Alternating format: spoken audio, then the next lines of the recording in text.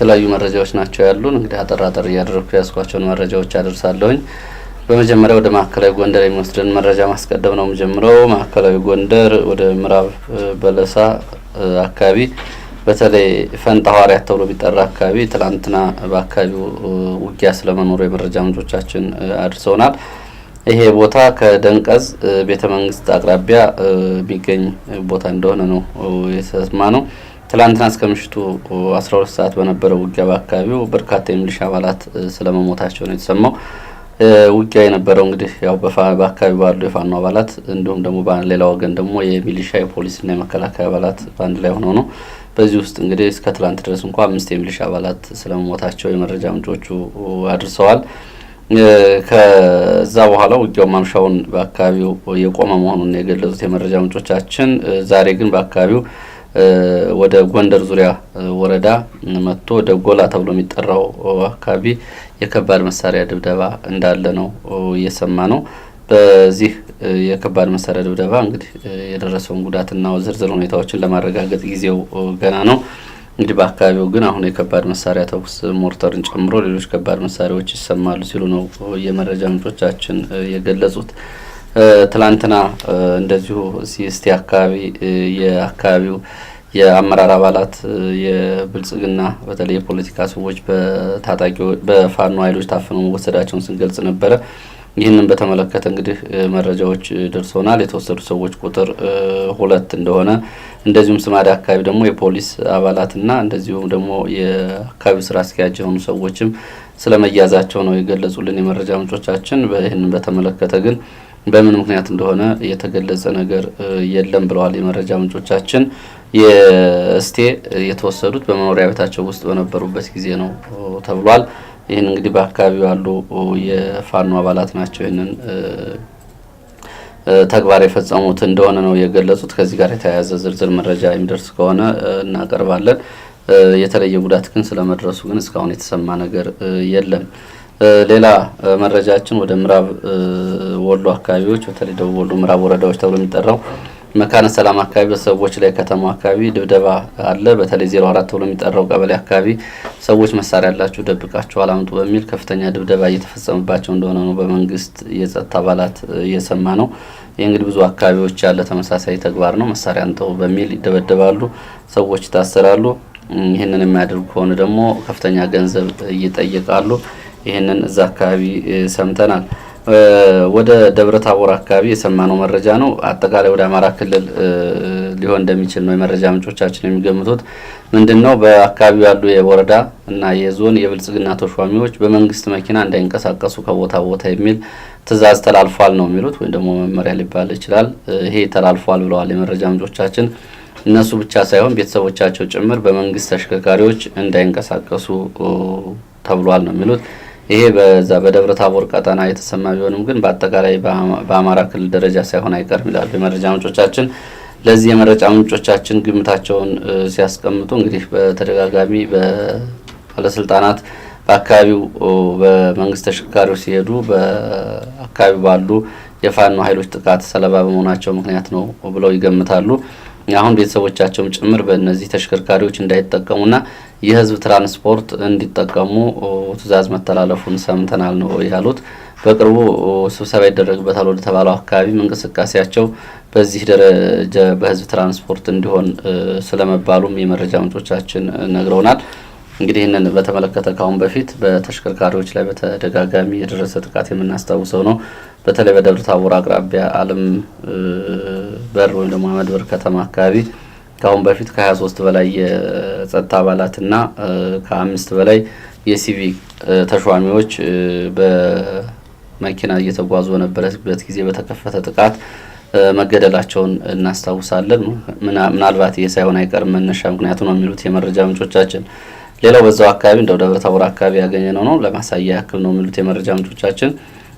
በተለይ በፋርጣ ወረዳ በተለያዩ ቀበሌዎች አሉ የቀበሌ አስተዳዳሪዎች ወደ ወረዳው ማዕከል ተጠርተው የነበረ ቢሆንም ለጥርነፋ ፋኖ ጉዳት ያደርስባችኋል በአንድ ተሰባሰቡና በአካባቢያችሁ ያለው ሁኔታ ለመከላከያ መረጃ እየሰጣችሁ ዘመቻውን ተቀላቀሉ ቢባሉም ፈቃደኛ ሳይሆኑ ቀርተዋል። ካሉት አጠቃላይ የገጠር ቀበሌዎች ውስጥ የአንድ ቀበሌ ሊቀመንበር ብቻ ነው ጥሩን ተቀብሎ ወደ ከተማ የመጡት። ከዛ ውጭ ያሉ ሌሎቹ ይህንን አናደርግም ብለዋል ነው የሚሉት። እንግዲህ ይሄ የታችኛው የመንግስት የመጨረሻው መዋቅር ተብሎ ሊታይ የሚችል ነው በቀበሌ ደረጃ። እነዚህ አስተዳዳሪዎች ናቸው ሚሊሻም ሌሎችንም ወታደሮች በመመልመል ለመንግስት እንትን የሚያደርጉት የመጨረሻ የታችኛው የመንግስት የአስተዳደር የስልጣን እርከን ነውና በዚህ አካባቢ ሌሎቹ ይህንን ፈቃደኛ ሳይሆኑ ቀርተዋል ነው የሚሉት የመረጃ ምንጮቻችን። ሰሞኑን በተደጋጋሚ በተለያዩ አካባቢዎች ለሚሊሻዎች ለፖሊስ አባላት የተደጋጋሚ ነበረ ጥሪዎችን ስናቀርብ ነበረ። እነዚህ ብዙዎቹ እንደዚሁ ሚሊሻን ጨምሮ ከስምሪት ቀጠና መበተን ፈቃደኛ ለመሆኑን ስናቀርብ ነበር። ይሄ ደግሞ የቀበሌ አስተዳዳሪዎቹ ነው። ትላንትና እንደውም ከዚህ ጋር የሚሆነው ምንድነው ትላንት ካቀረብነው መረጃ መካከል በዚህ ምስራቅ ጎጃም አካባቢ እንደውም አንዳንድ የቀበሌ ገበሬ ማህበራት ሊቀመንበሮች ከፋኖ ኃይሎች ጋር ሆነው ሲዋጉ ህይወታቸው ማለፉን ሁሉ እየሰማን ነበር። በተለይ ወደ ምስራቅ ጎጃም አካባቢ። ይሄኛው እንግዲህ ደግሞ የዚህ ትይዩ የሆነ መረጃ ነው የሚሆነው። ወደ ሌሎች መረጃዎቻችን ስንሄድ ሰሜን ሸዋ ይሄ በረህት አካባቢ በአካባቢ ዛሬም ውጊያ መኖሩና የመረጃ ምንጮቻችን የገለጹት በእርግጥ ከትላንት ነው አንጻር ሲታይ የውጊያው መጠን የቀነሰ ነው። መሳሪያ የሚሰማ አልፎ አልፎ ነው ብለዋል። ትላንትና በነበረው ውጊያና በመከላከያ ካምፕ ላይ በተከፈተው ጥቃት ግን ከፍተኛ ጉዳት የህይወት ጉዳት መድረሱን የመረጃ ምንጮች ገልጸዋል። ይህንን ተከትሎ እንግዲህ በአካባቢው ከትላንት እስከዛ ድረስ በአካባቢው ውጊያ መኖሩ ነው የገለጹት። በከተማ ውስጥ ምንም አይነት እንቅስቃሴ የለም። ይሄ ምንጃር ቀጠና መተብላ ከተማ ነው በረህት ወረዳ። አሁንም ይህም ሆኖ 2 ቀን ውጊያ ቢደረግም አሁንም ግን በከተማዋ የሚገኘው የመከላከያ አባላት ስለመሆናቸው ነው የመረጃ ምንጮቹ የገለጹት። ሌላ መረጃችን እንግዲህ እነዚህ ደግሞ የቀውሱን የተመለከቱ ናቸው። የወጡ ሪፖርቶችን የተመለከተ ነው። የሴንተር ፎር ዲቨሎፕመንት ኤንድ ካፓሲቲ ቢልዲንግ የሚባል ግብረሰናይ ድርጅት ወይ ደግሞ ሲቪክ አሶሲዬሽን ከዩኤስአይዲ ጋር በመሆን አንድ ሪፖርት አውጥቷል። በተለይ በወለጋ አካባቢ በኦሮሚያ ክልል በተለያዩ አካባቢዎች ያለውን አጠቃላይ ሰብአዊ ቀውስ በተመለከተ ነው። በኦሮሚያ ክልል ባለው ግጭት ምክንያት 1.3 ሚሊዮን ሰዎች መፈናቀላቸውን ሪፖርቱ ይገልጻል። ከነዚህ ተፈናቃዮች ውስጥ እስካሁን ድረስ በመጠለያ ጣቢያዎች ነው እንኳን መሰረታዊ አገልግሎት በተሟላ ሁኔታ ቢያገኙም ባያገኙም መጠለያ ጣቢያ ውስጥ ያሉ 375 ሺህ ገደማ ሲሆኑ ሌሎቹ እንግዲህ ከ900 ሺህ በላይ የሚሆኑት ግን ተበታትነው በተለያዩ አካባቢዎች ይገኛሉ ነው የሚለው። ከነዚህ ተፈናቃዮች ኦሮሚያ ክልል ውስጥ ከተፈናቀሉት አብዛኞቹ ተፈናቃዮች ወደ 860 ሺህ የሚሆኑት ከወለጋ ከሁለቱ ዞኖች የተፈናቀሉ ናቸው። በተለይ ከምስራቅና ከምዕራብ ወለጋ ሆሮ ጉዱሩንም ጨምሮ ማለት ነው ከወለጋ አካባቢ የተፈናቀሉት ናቸው። እንግዲህ እነዚህ በአስቸጋሪ ሁኔታ ውስጥ መኖራቸውን ነው ይሄ ሪፖርት የሚገልጸው።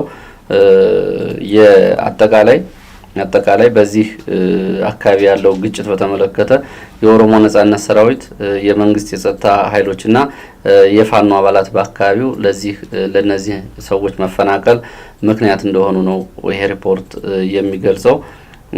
ከዚህ በመነሳት አሁንም በአካባቢው ከፍተኛ ሰብአዊ ቀውስ አለ። ትምህርት ቤቶች፣ ተቋማት መዘጋታቸውን ይገልጽና ዓለም አቀፍ የረድኤት ድርጅቶች ለነዚህ ተፈናቃዮች እርዳታ እንዲያቀርቡ ጥሪ ያደርጋል።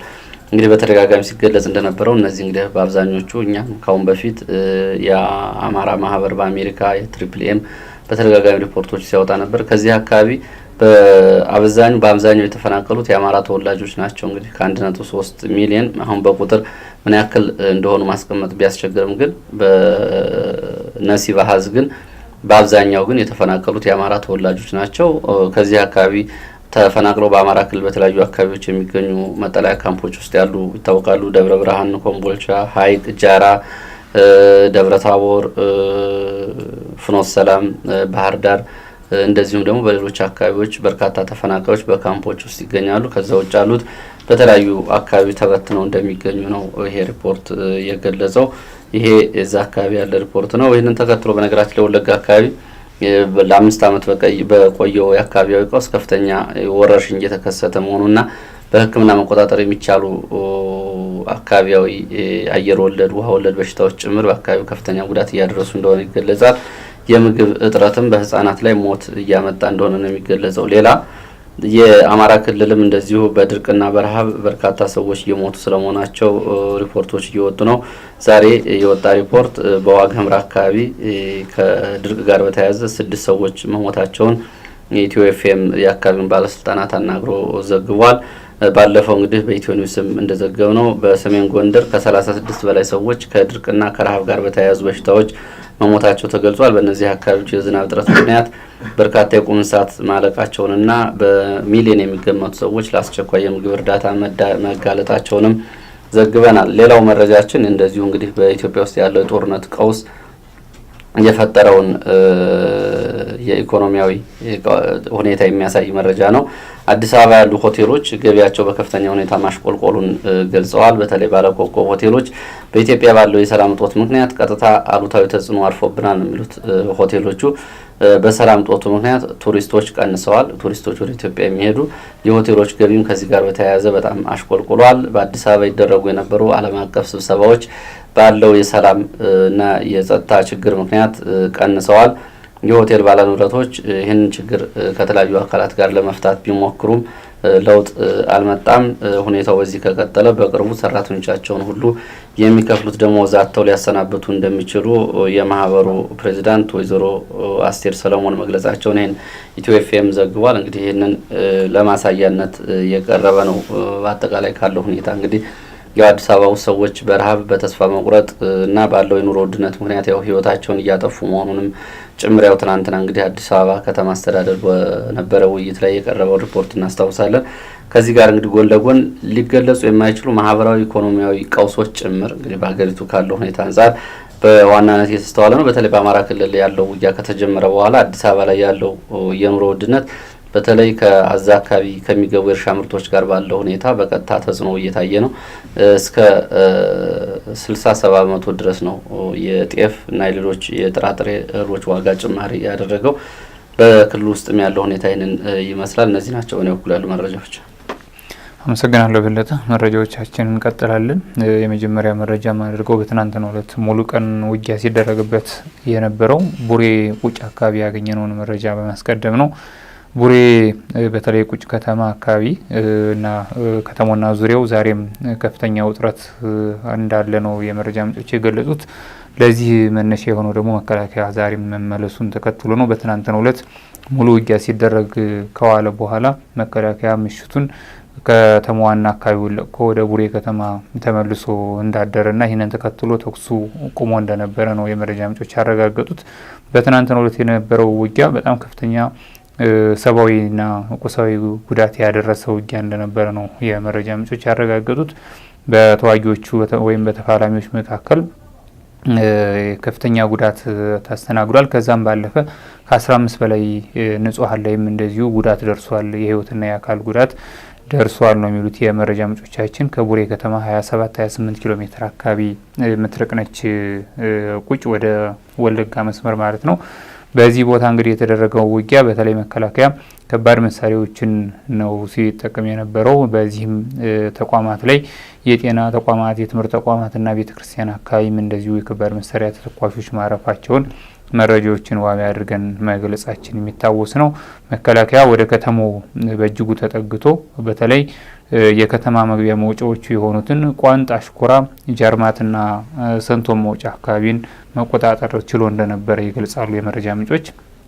ሆኖም ግን ከተማው አካባቢ እየተጠጋ በሄደ ጊዜ የቁጭ ከተማ ነዋሪዎች ሙሉ በሙሉ ሊባል በሚችል አቅሙ ካልፈቀደላቸው ሰዎች ውጭ አብዛኛው ነዋሪ ከተማዋን ለቆ ወደ ገጠራማ አካባቢዎች ሸሽቶ እንደነበረ ይገልጻሉ።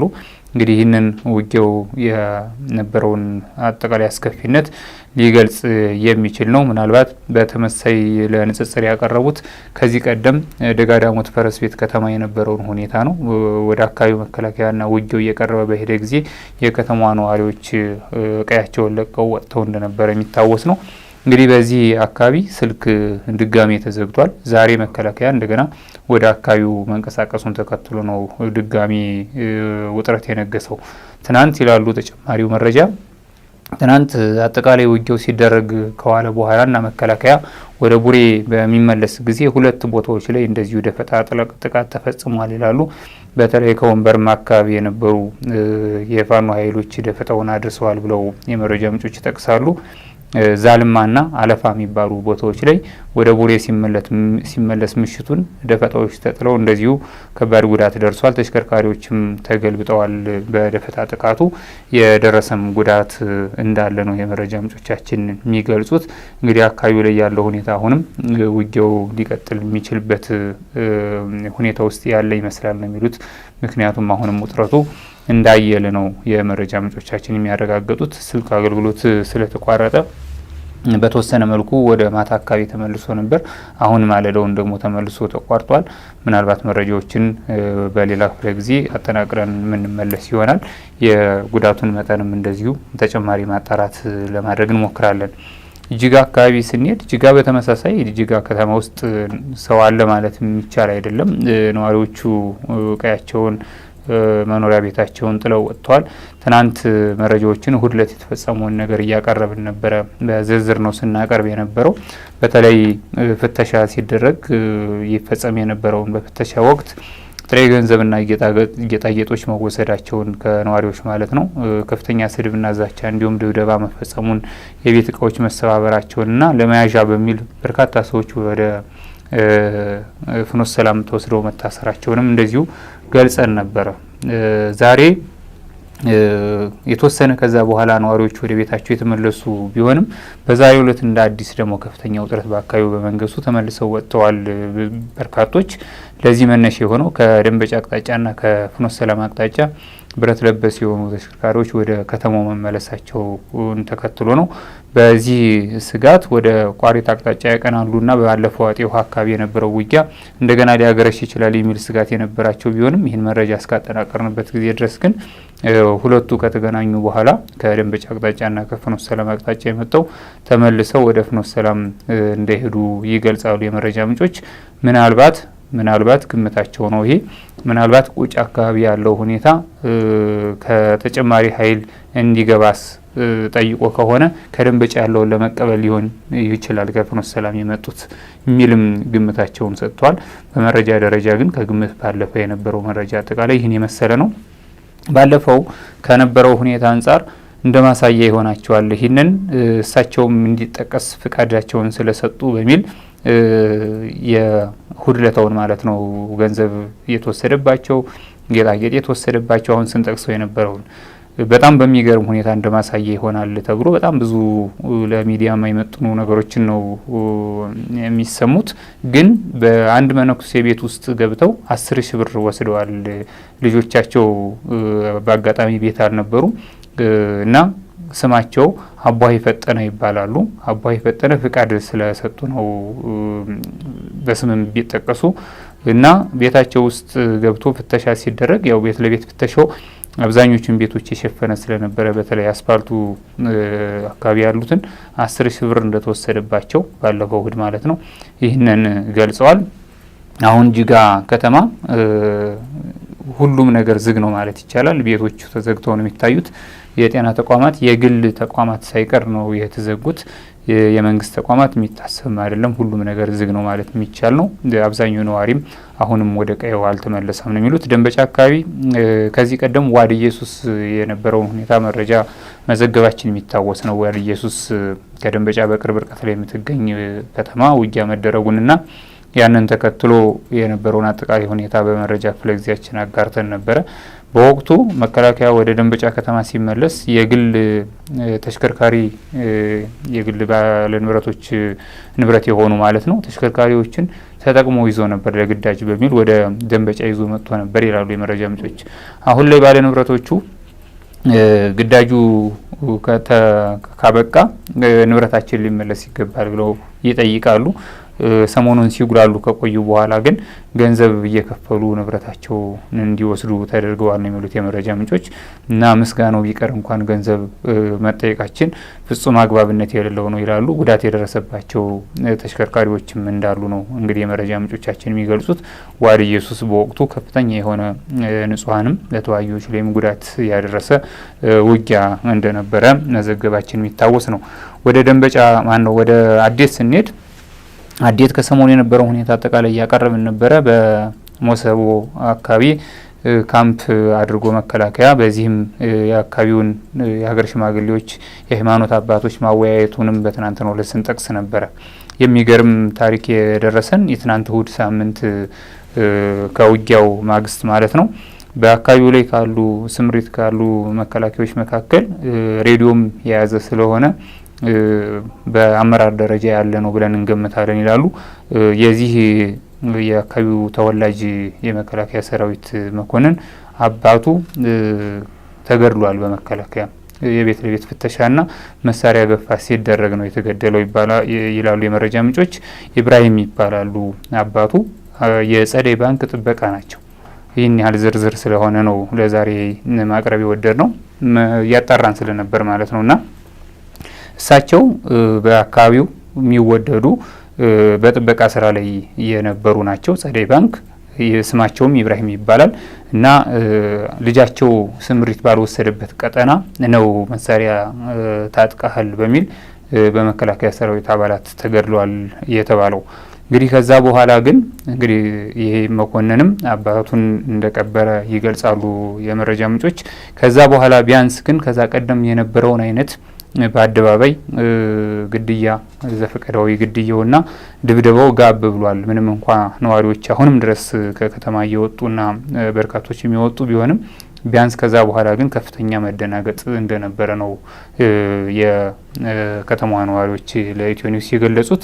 እንግዲህ በዚህ ሁኔታ ነው ግጥምጥሞሹ የሆነው። በሚገርም ሁኔታ ከትናንት እሁድ ዕለት ከነበረው ስብሰባ በኋላ ከሀገር ሽማግሌዎቹ እና ከሃይማኖት አባቶች ጋር ከተደረገው ስብሰባ በኋላ አሰሳ እየተደረገ ነው።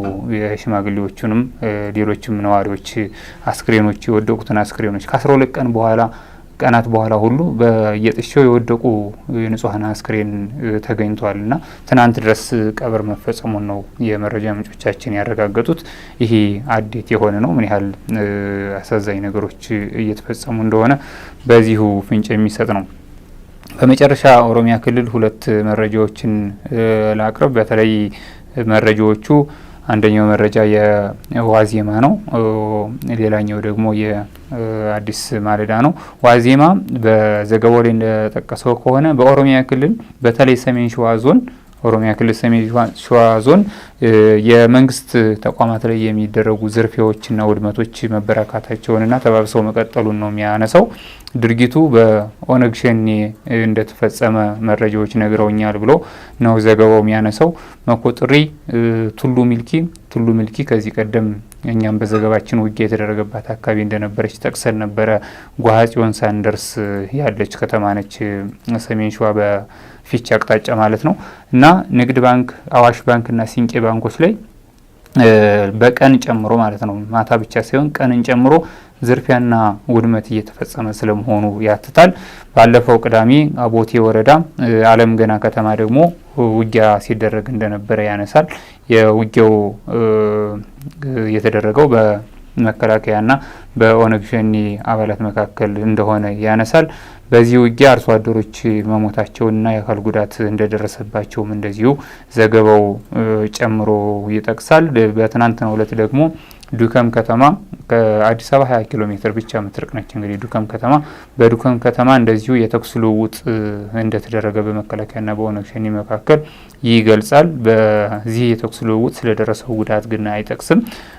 ሌሎች የመረጃ ምንጮች ደግሞ ይሄ የተኩስ ልውውጥ እንደ መነሻ የሆነው የባንክ ዘረፋን ተከትሎ ከዚሁ ጋር የተያያዘ ነው ይላሉ። ለማናቸውም በዚህ ከተማ በትናንትናው ዕለት እንደዚሁ ውጊያ እንደነበረ ነው የሚገልጹት። በመጨረሻ በማዕከላዊ ኢትዮጵያ ክልል ሀዲያ ዞን ምስራቅ ባዶቹ ወረዳ ጤና ተቋማትና ትምህርት ቤቶች ላይ የሚሰሩ የመንግስት ሰራተኞች ደሞዝ ከተከፈላቸው 2 ወራት መሆኑን ተከትሎ የስራ ማቆም አድርገዋል። የስራ ማቆም ካደረጉም 2 ሳምንት አልፏቸዋል። የአካባቢው አስተዳደሮች ለማነጋገር ቢሞክሩም እስካሁን ግን ወደ ስራቸው አልተመለሱም የሚል መረጃ ነው በመጨረሻ ያገኘ ነው።